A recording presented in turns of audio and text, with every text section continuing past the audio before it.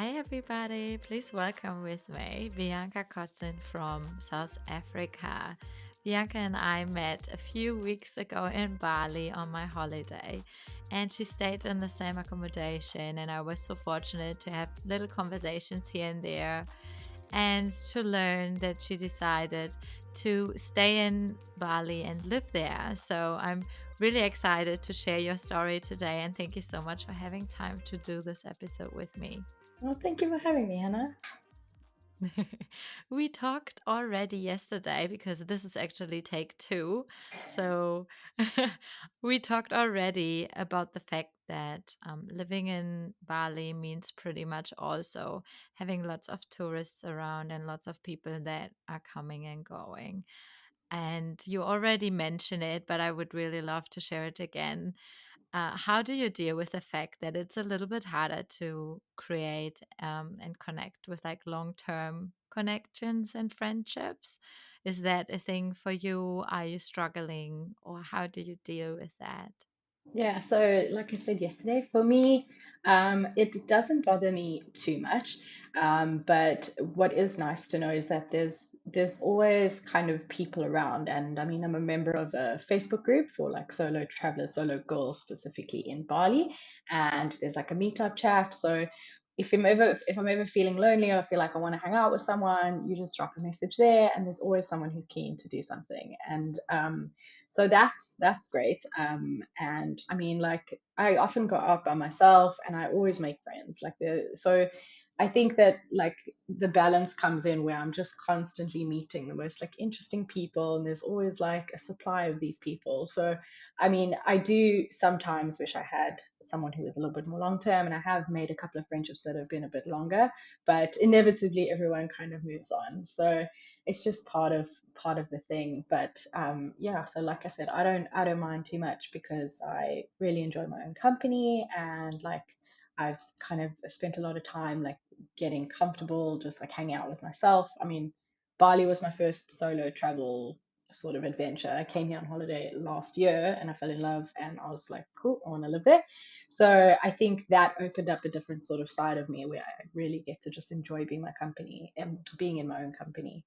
And it is quite liberating to be by yourself because, especially like if you think about the transport situation here, it's like a nightmare to get anywhere. So as soon as you're more than one person, it also makes it much more complicated. So that's just like one aspect. But basically, I can kind of just come and go as I please, do whatever I want. But yeah, it is. I mean, I would love to have like someone I'm sort of like connected with in a longer term situation. But yeah, but take it as it comes. It's all part of the Bali journey, Bali experience. Yeah, Thank you so much for explaining that again. And I sure. guess for me, that's actually the journey I'm currently on to learn how to be okay being by myself and just the solitude and just enjoying my own company, sitting and reading a book and just not relying on someone else to distract me and just Yeah, really be present and understand, okay, it's me, myself, and I pretty yeah, much. yeah, So that's awesome that you are able to enjoy your own company that much. And I think solo traveling, it has so many great moments and you get to know so many more people as if you are in a couple or if you are like with mm, some friends because but, you're so much more open to mm, also interact and engage and find new friends, I guess. yeah, absolutely, definitely. And then there's also the aspect of like being by yourself. You're sort of forced to rely on yourself, forced to make decisions. Like there's no one to bounce things off of. So I think that's quite an interesting like aspect of it as well. But yeah, Absolutely. And a big learning opportunity and for like sure. personal growth. I think a Yeah, lot of people do that anyways for personal yeah, growth. So you will come out of it like a completely new person, right? absolutely. Yeah. But I want to start a little bit from the beginning. Coming from South Africa, I've heard quite a lot because I have quite a few South African friends here in New Zealand as well. And there are certain things which are more often like a reputation. But can you tell us a little bit how it was for you to grow up in South Africa? Sure. So I had a very happy childhood, but I will say it was very sheltered. I was lucky enough to grow up in the suburbs in like a fairly wealthy area. And I think around the time I was a teenager, it became kind of gated, which basically meant that they controlled access, not strictly, but and that is the like safety aspect of living in South Africa. So I mean, I was never unsupervised, never kind of just like played on the streets or anything. My parents were always there because, yes, South Africa is not a very safe place. Um, and I mean, look, it's not to say that it's the most dangerous place in the world, but you kind of just have to be vigilant all the time. So I think what's interesting is that I kind of grew up in this environment where I was always sort of protected or always taught to be like a little bit alert and maybe even scared. And I didn't really realize how bad it was until I went traveling for the first time and then I came back. And then what I kind of realized was there was this feeling of tension that I always had and like stress. And I didn't know how to identify that until I really understood what it was like to feel safe and kind of comfortable outside of like the country. But yeah, like I had, like I said, a very happy childhood. It's a beautiful, beautiful country, and you can definitely have amazing experiences there. Like I grew up in Johannesburg, which is like a built-up city, and there's lots of trees and like parks and that kind of thing. But I spent most of my holidays in Cape Town, which is a gorgeous city. Got the oceans, mountain, wine farms. Obviously, I didn't really partake in the wine when I was a child, but yeah. So I guess I think to sum it up, I would just say my like growing up, I was quite sheltered. Like it was always like, let me know when you're there, make sure you know how you're getting home, or like my parents would come pick me up. So I think that kind of limited in a way like the person that I've like became before I sort of started going out traveling by myself and doing that kind of thing. I mean, obviously it's never too late to become whoever you're Yeah. supposed to be, but Mm. yeah, it's not ideal to grow up feeling like you're in a kind of constant state of danger in a way. Yeah. Thankfully, nothing bad ever happened to me or my family.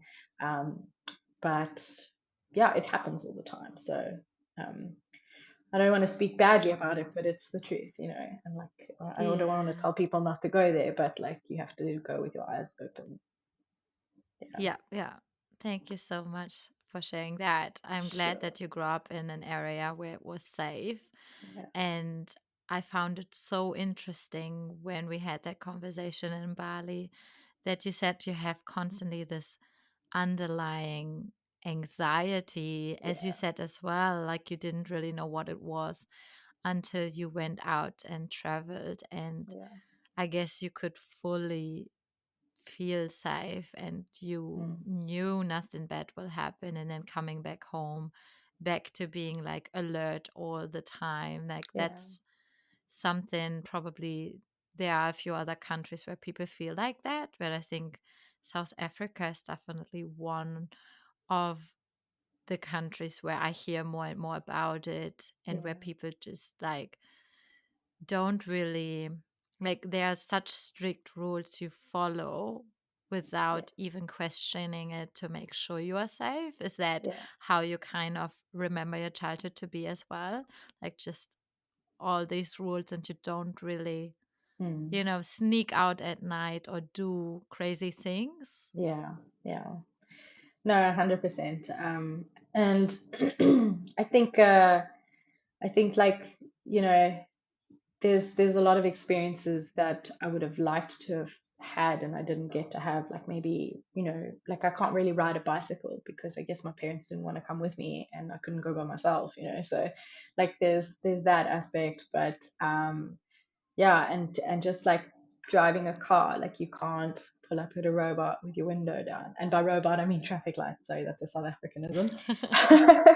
um, yeah, and it's also been quite sort of sad because it wasn't always as bad as it is now, and you can sort of see it actively getting worse. Um, but yeah, it's home. Like I'm always gonna have love for it. It's just something like something opened up for me when I went into a place where I felt like I didn't have to look over my shoulder the whole time. You know, you can kind of become like like the full embodiment of who you are when you're not constantly anxious. So Yeah. yeah, Wow, it's crazy how you describe it. Like, for me, it would be absolutely normal to go out and ride my bike, right? And mm, just to be by myself as well. And you say it as it's completely normal that you couldn't ride the bike or yeah, that you can't have the window down when you are on a traffic light. But for people who grew up somewhere else, like for example, for me, that's like you wouldn't even know that yeah, that's unusual if you wouldn't go out and travel and see that it's possible somewhere else. And yeah, so for people who have never left South Africa, that's their whole world. That's what they know, and they don't even really realize that it's different or it can be different. Like that's yeah, crazy. yeah. Yeah, no, definitely. It's like you kind of you don't know what you're missing until you know, and then you can't unknow it, you know? So, Exactly. yeah. Yeah. Was it hard for you once you went out and came back to get used to it again? Or did you sometimes forget, or shoot, I should actually not have the window open, or I should not walk this way, or shouldn't do this or that? No, it's like so ingrained in me. I have to remind myself that I don't have to do that stuff here, if you know what I mean. Like it's just Yeah. part of who I am. But I mean, I have relaxed now that I've been in Bali for about 3 months. But yeah, no, it's just sort of like muscle memory almost, just second nature to be like that. Yeah, Yeah. absolutely. My friends from South Africa also say like it's such a beautiful country and they miss it every day.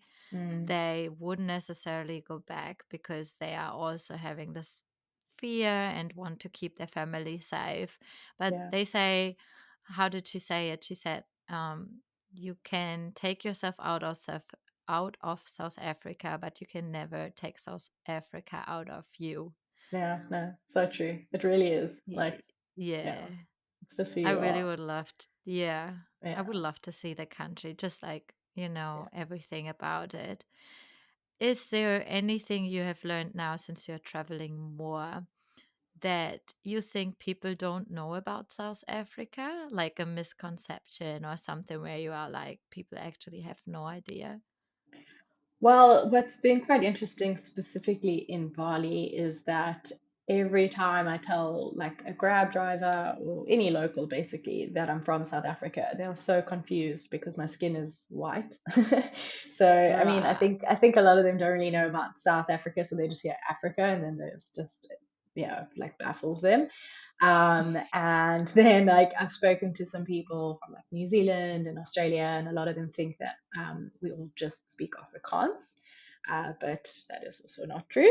I mean, obviously people speak Afrikaans, but I think it's English. What I found out that was interesting is only 10% of the population actually speak English. Um, Demographically, according to maybe my sources are not that reliable, but I thought sort of English was more widely spoken. yeah, Yeah, I don't know about any other misconceptions. Um, I think what's also interesting is the like there's like a handful of things people know about South Africa, you know, like biltong, which is our we they dry out and flavor meat. And it's a big thing. Braais, which is basically like a barbecue. Um, and I guess our rugby. And yeah, people don't know much else. And also people have never heard of yeah. Johannesburg, they've heard of Cape Town, which like I don't blame them. I'm not a big fan of Johannesburg, even though I grew up there. I lived in Cape Town for 3 years, and it's an amazing city to live. But yeah, that's probably all the things I can think of. Yeah.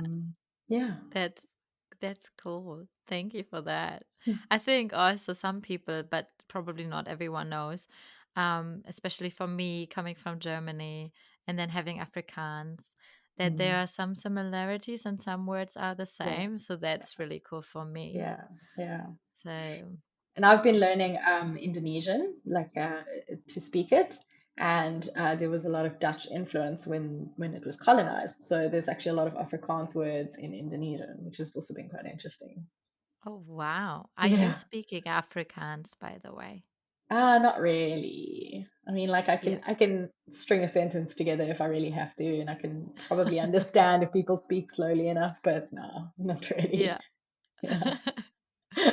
So, how did this idea start that you wanted to leave South Africa and just generally that you made the decision to actually move away from there?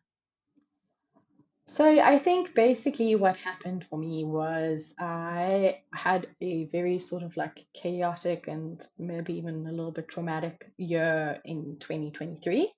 And I kind of got to the point where I didn't have an apartment anymore. I kind of like lost my whole group of friends. I didn't have a job at that point, and I didn't know what to do. I couldn't find another apartment that I could afford because there's a housing crisis in Cape Town at the moment because a lot of foreigners are coming and bought property. So anyway, and I wanted to work remotely, so I wanted a two-bedroom, and I was kind of stuck in my like idea of what I needed. Anyway, and then eventually I sort of got very overwhelmed, and I decided I need to step back from the situation. I put all of my stuff in storage, and I Googled like where to go in October, and Bali came up, and I was like, never been there, let's go. So yeah, so off I went to Bali, and I ended up extending my trip.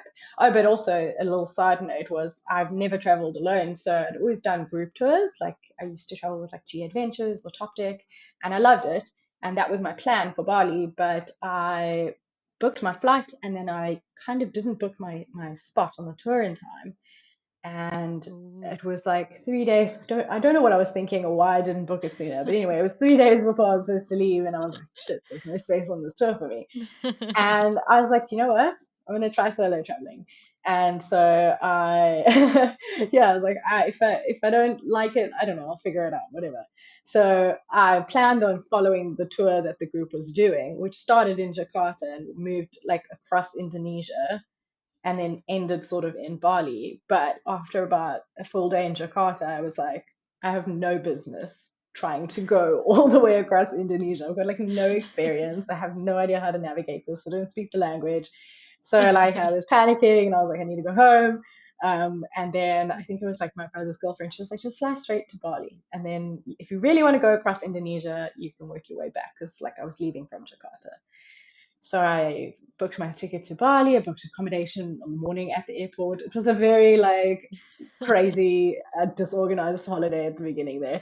Anyway, and I got to Bali and I was here for about a day or two, and I was staying in the most amazing sort of like hut in the jungle in Ubud, and it was just like Wow. glass walls and jungle everywhere, and it was like incredible. And I was like, I don't need to see the rest of Indonesia just yet. I'm quite happy here. So yeah, so basically I made friends with the local, and he took me on like a tour, like, and he wasn't even a tour guide, he was just a local trying to like he practices English. So he was like, oh, I'll just show you around, and I was like, hope you're not a murderer. I'm from South Africa, we assume everyone's a murderer, you know. But he turned out to be absolutely lovely, and he just like he kind of just like that was like the point where I was like, wow, like there's all these cool experiences and I'm gonna have them. So yes, I spent I think 2 weeks in Ubud, and then I was like, cool, I'm ready to move on. And then I felt like I had my like travel feet, and I was like, I'm gonna go to Kuta, and I hated Kuta, and I was like, I even forfeited like 3 nights of my accommodation. I was like, I just need to get out of this place because it was just there's like a very hectic energy there. I'm not, I'm not bashing it, but for me, it wasn't a vibe. And then I went to Yeah. Seminyak, and then I went to Canggu, and I had so much fun in Canggu because like there's a crazy like nightlife here. There's the beach, which is beautiful, and yeah, and then I went to like Nusa Penida, Gili Islands, and then I kind of like ticked and Uluwatu, and I ticked off all the things I wanted to do, and then I went back and did all the ones I loved like again. And I ended up extending my like I moved my flight, and I was like I'm not ready to leave yet, Mhm. and I think it was about halfway through the trip I was like, could I live here? Like there was because there's so many people that are living in Bali and like working like the digital nomads and all that. And I Yeah. think I'd always like thought about the idea of leaving South Africa, but there'd never been a place that like felt like somewhere I wanted to go until I got to Bali. And I was like, I could actually see myself living here. And it just felt like such a scary but exciting like thing that like an opportunity. And And then this idea just formed in my head, and it just grew and grew into this like real plan. And I mean, it's not the most, I'm going to be honest, well formed plan. I'm like kind of winging it still. But yeah, it was just something about Bali and like the energy here kind of just like mm, like helped me sort of become like a better version of myself. Like I was suddenly not scared of everything, and I was like, "Ah, there's like all these things that I can do," and it suddenly felt like I could really do them. So I just decided I need to spend more time here. You know, if it doesn't work out in the long term, that's okay. So yeah, I got back home, and I mean, when I left Bali, I was just like bawling on the plane. I was like, I want to leave. It felt like I was leaving a loved one. Like I genuinely fell in love with this place. And yeah, and then I just started making all the plans to move here, which luckily wasn't too hectic because all my stuff was already packed up. I just basically moved it all to Johannesburg and put it in my parents' house, which they luckily generously let me do, so I didn't have to pay for storage. And yeah, and then I yeah, I got to the point where I was struggling to find work, like remote work, and I'm still actually in that point. But I was like, I want to do this, and like it's probably the first time in a long time that I felt confident about a decision that I've made, and it felt like something I really wanted. So I decided I will take my savings, half my savings, because I'm not a complete loon, and I can make that work for 6 months. And the longest visa you can get without getting a kitas, which you need a bit more money for, um, it's like a year-long visa. Mine is 6 months. It's basically a 2-month tourist visa that you can renew or extend 3 times, so or twice. So it's a total of 6 months. And I was like, cool, I'm gonna do this for 6 months. Hopefully, work will come in. If it doesn't, I'm good financially. It's not the best. It's not the most financially like responsible choice, but it wasn't really about that. It was about like Yeah, my own yeah. personal development and this experience. And yeah, so I came back here, and I've been so happy. Yeah, I just Oh love my it. God. Yeah. Oh, I love your story. Oh my God, it Thank makes me you. so happy. You have no idea because everything you say is just so resonating with me. Amazing. Like, just that, feeling of you are not knowing where to go, you feel stuck, and then just making a decision, winging it, falling in love with a place, and knowing deep down that that's the right thing because Yeah. I do a lot of things intuitive. I listen a lot about my gut to my gut feeling, Mm. and I'm like, okay, this just feels so right, Yeah. and therefore going for it just is the only option, really. No matter how scary it is, because clearly leaving your country and everything behind is Yeah. scary. But how Yeah. you explain, like you already realized how much you have grown and you Yeah. love this place and it feels like home for you, and I'm just so excited for Yeah, you. yeah. No, it's just like it feels like where I'm meant to be at this stage in my life. Yeah. And I am very aware of the fact that like I don't think it is for me necessarily a sustainable place to be living. Like I don't know if I could really, and I'm not like obsessed with putting down roots, but I don't really feel like it's that kind of place. Specifically, the visa situation makes it quite tricky. I mean, it's easy to work around, but it does get quite expensive, especially because you've got to do visa runs, so you've got to leave the country for a bit. And anyway, apart from that, like I think I mentioned that it doesn't bother me not having people here long term, but I think it would get to me at a certain point. I'm still kind of like in the novelty of everything, but I think it would start to bother me. And there are definitely people who are here longer and people who live here permanently. So there is the community, and I could probably tap into that. But my point is that I'm just kind of like, I'm open to this not being my sort of forever place, but I'm so grateful to be able to be here now. Yeah. Yeah. How long have you been living there now? It's been 3 months. Yeah, Nice. Yeah. yeah, And do you know, or you know how everyone, and probably yourself included, and myself included, everyone is thinking, oh my God, Bali is this dreamy place and it's like heaven. And everyone is like having in their mind, probably not everyone, but a lot of people picture that as like my dream life, living in Bali and spending the rest of my life there. But we all know sometimes living in paradise can make it not as much as a paradise anymore. Do you feel like that's for you as well, or do you think you're still, as you said, in that novelty that everything is still so amazing and everything is just perfect? Or have you already noticed like everyday life can come around and it's just not perfect there as well? It's not as dreamy as everyone pictures in their mind. Yeah. So look, I will be, I mean, I'm not, Bali is not perfect by any means. It's like, it's not, like the infrastructure is not amazing. I mean, you can kind of like hear the electricity when you walk past the electricity poles and stuff, like the water is not very clean. Like the water that comes out of the taps, like you can't drink it.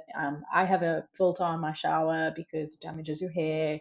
And like there are a lot of problems here, but for me, it still feels like paradise. And those problems don't feel like real problems, if that makes sense. Like you can work around them.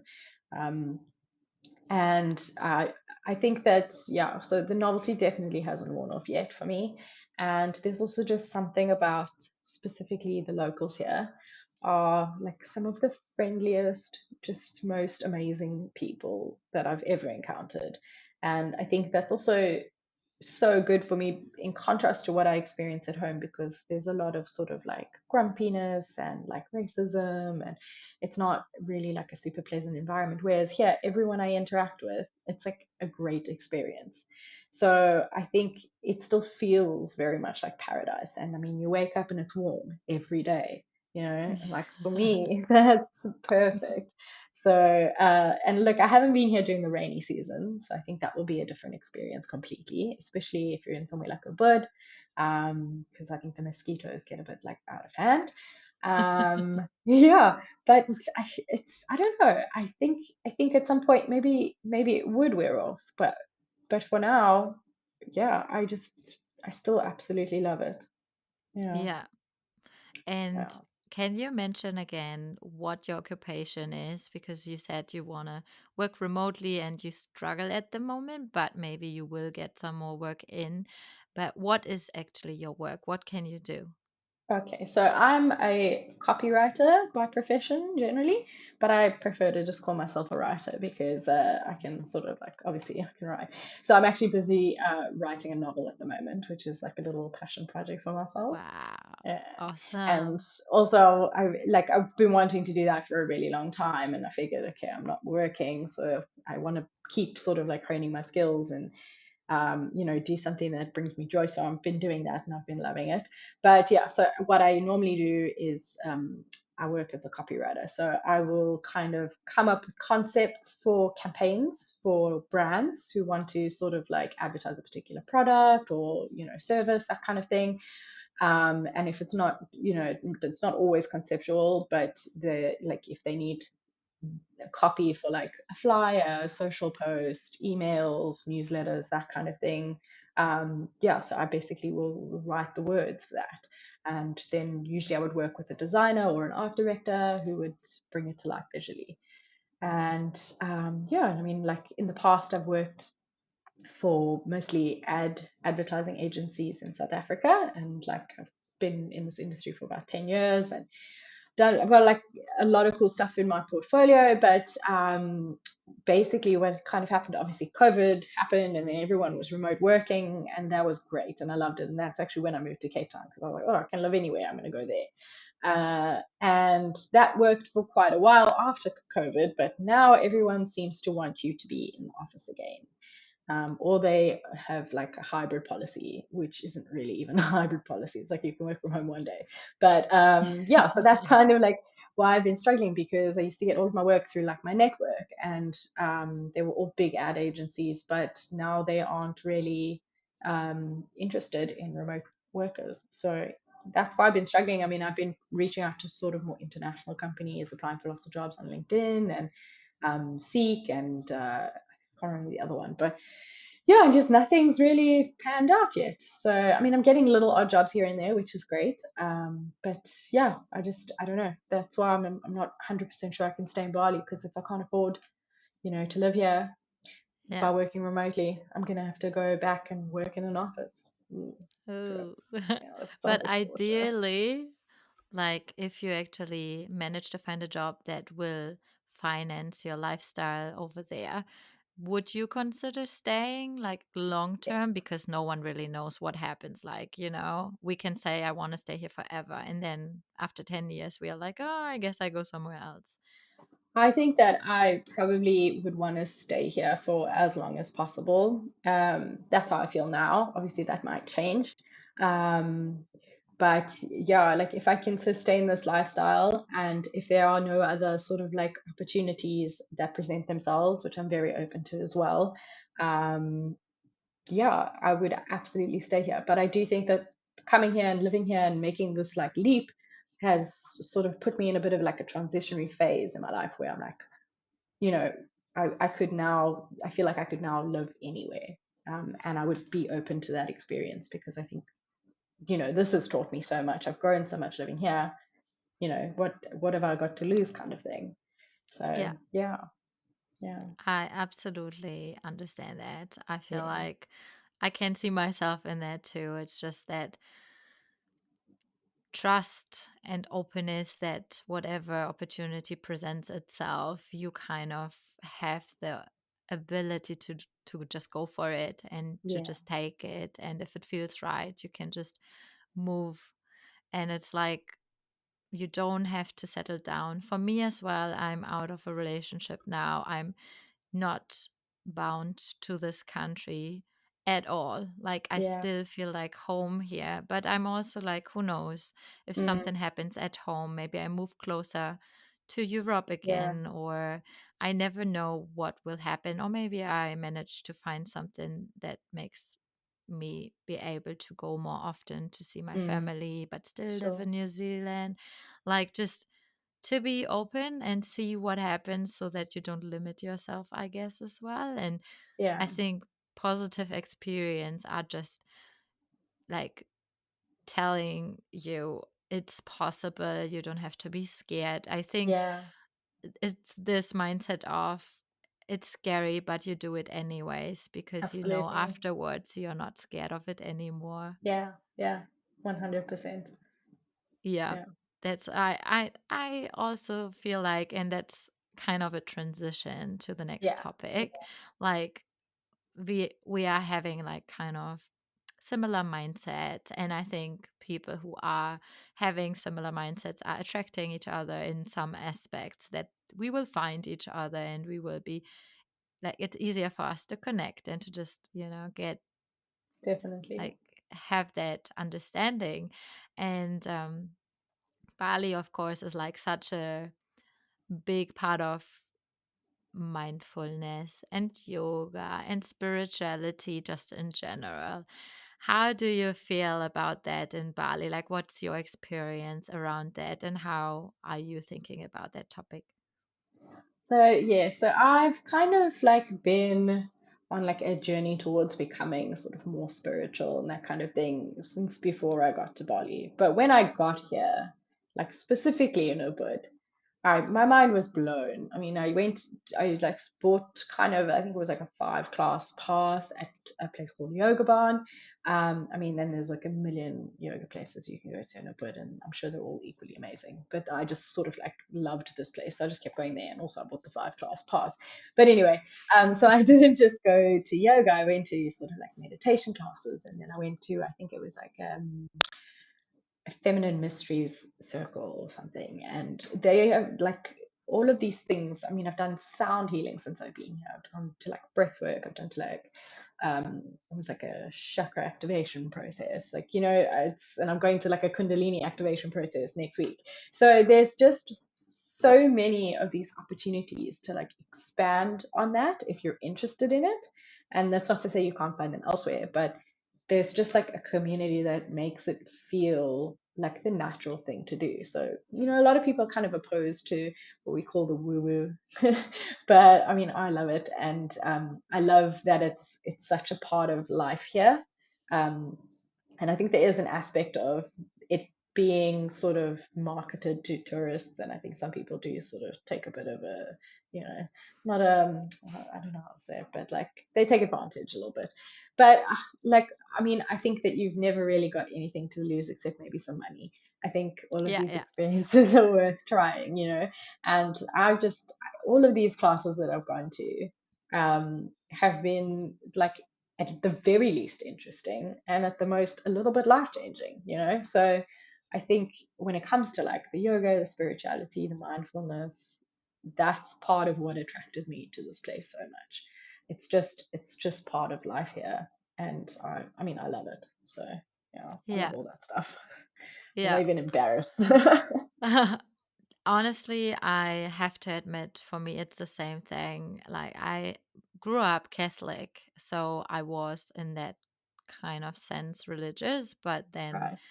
I now move more and more into spirituality and I Mm, give more space to everything. And I'm like, well, I don't know what's out there, but I just want to, be open for possibilities. And yeah. I don't have to judge other people for what they believe in and just can, you do you. Yeah.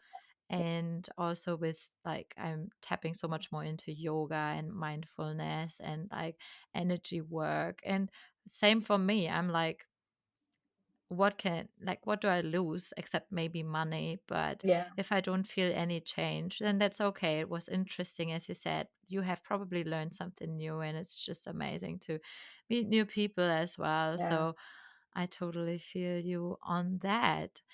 And looking back from the person you were when you came from South Africa and looking at you now, what changes can you see in yourself, like this journey? How have you changed over time? Well, yeah. So I think the first thing that I think of when you ask me that question is so I was basically I've been in sort of therapy for the last, I guess, 2 years, and I was just really struggling to kind of or like nurture the relationship that I have with myself, which is obviously where a lot of our general sort of issues come from and the way we relate to other people.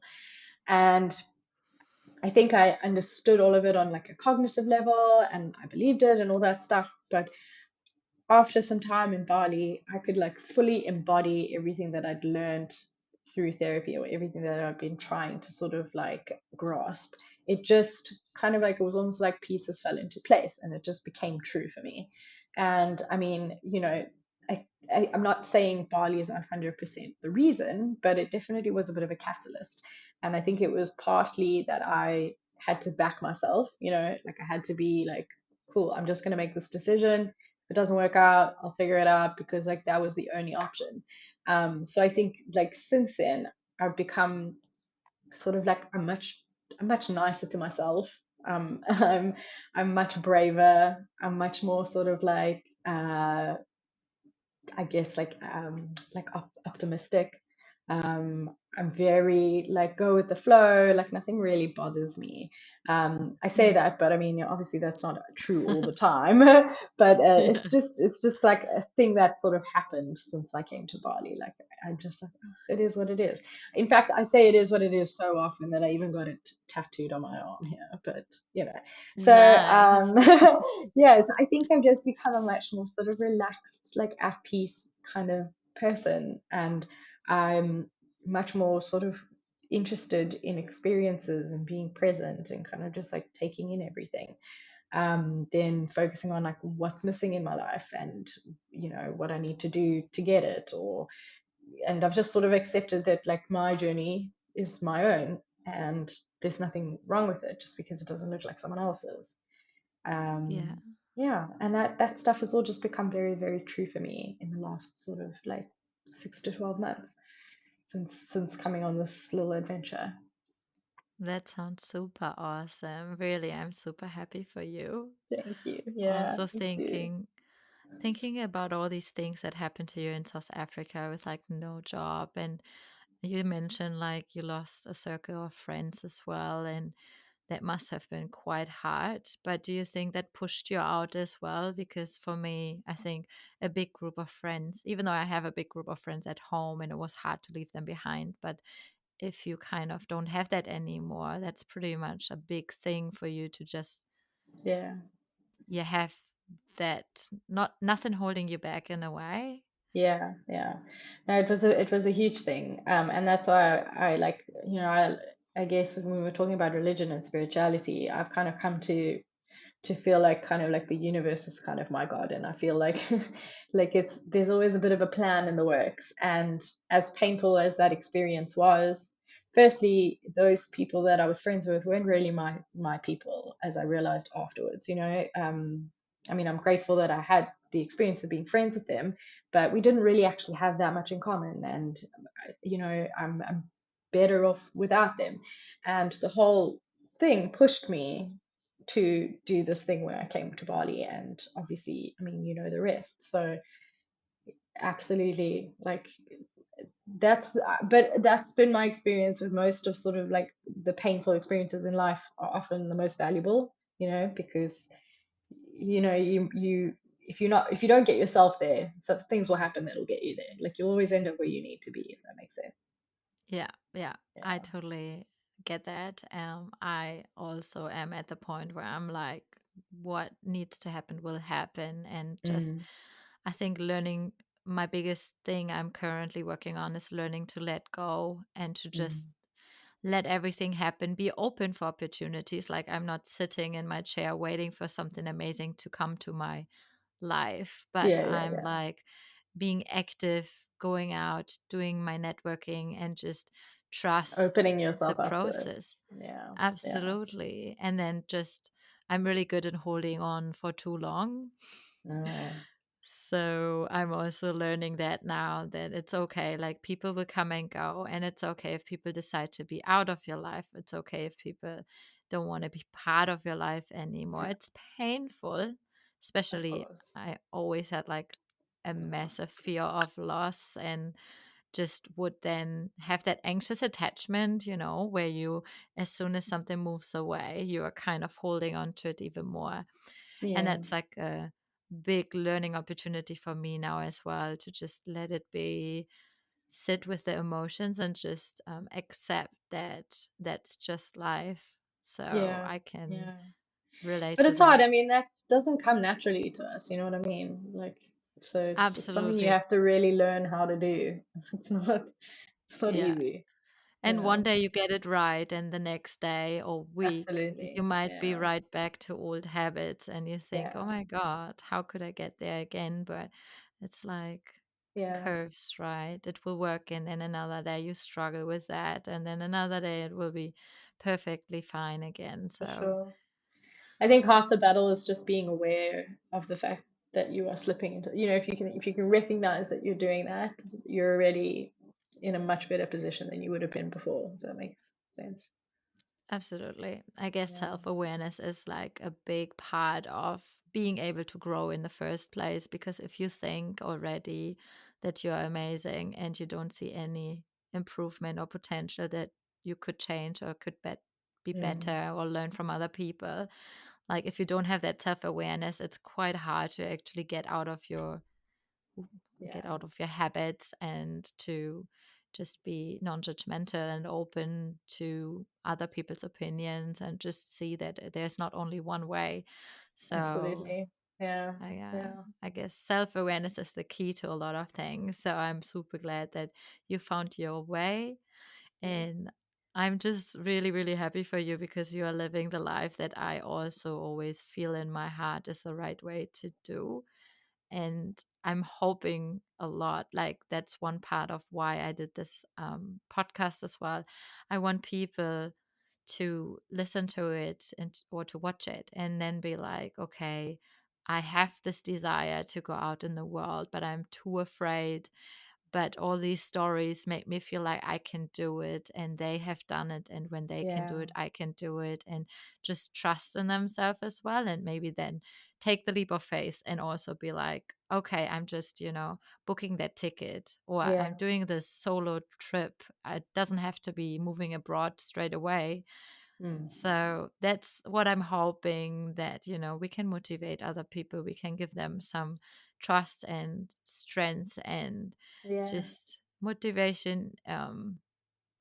yeah, inspire Yeah, it's them. the interesting thing about that, like when you do things, like firstly, you're capable of more than you think you are, always. And secondly, when you do the things that scare you, it just levels you up because once you've done that, you're like, actually, what else can I do? You know? And I Yeah. think that's how we grow. You have to just fucking, sorry, you have to take a little leap.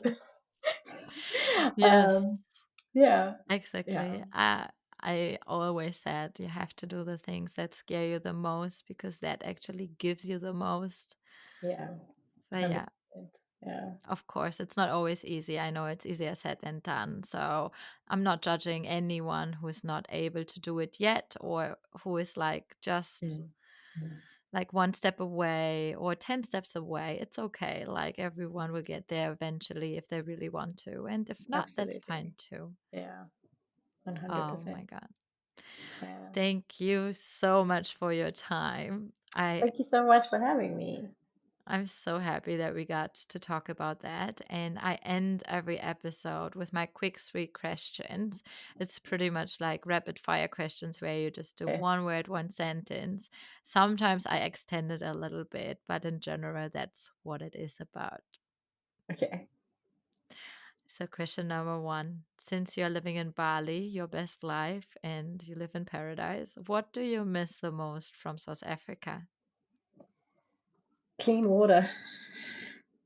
Sorry? Clean water. Clean water. Right. Oh, Yeah. yeah. Yeah, Yeah. that's an essential thing. Fair Yeah. enough. I Also, I never should probably thought have of said my mom, actually. it. No, My mom. honestly, I'm actually quite happy.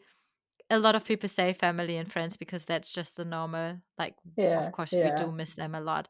But I find it really interesting if it's not that first that comes into Yeah. our mind because then it's like really something no one else would think of.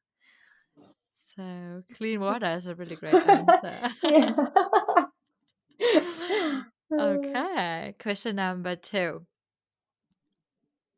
Which food place or activity would you recommend to someone who goes to Bali?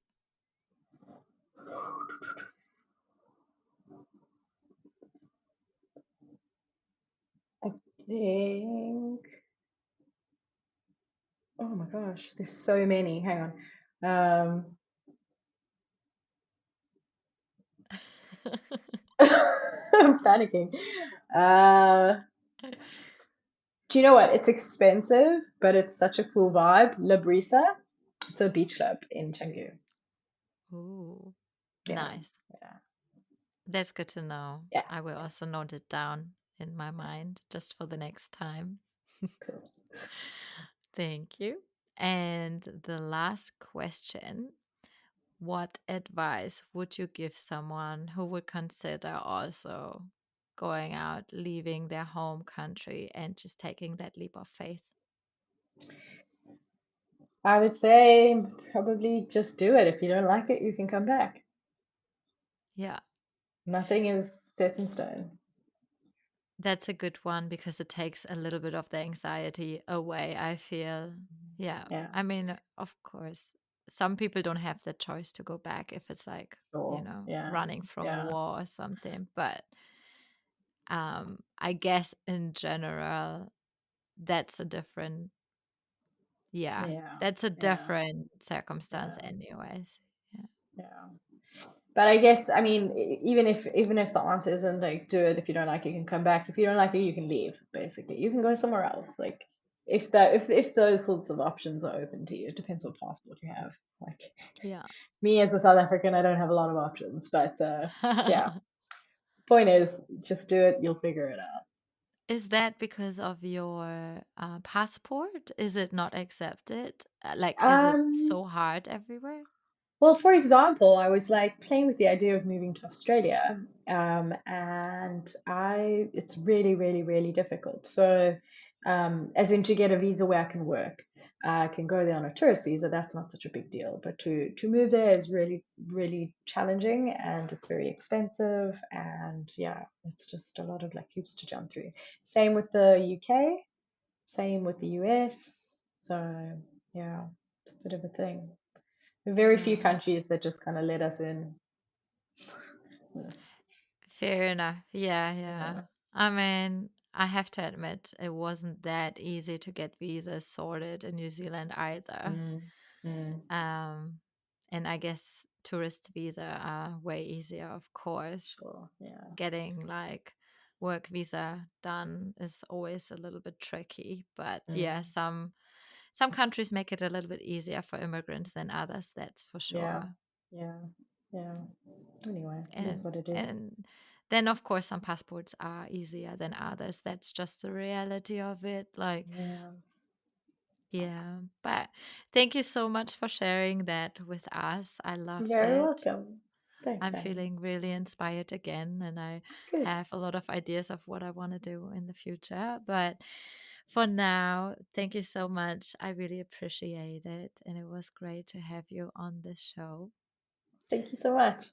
Thanks for letting And me I, talk for like an hour. oh, loved it. And I hope that someone else will be able to take something from it as well. And I hope everyone who was watching or listening enjoyed it as well. So thank you Hope so so much. too. Thank you. Bye.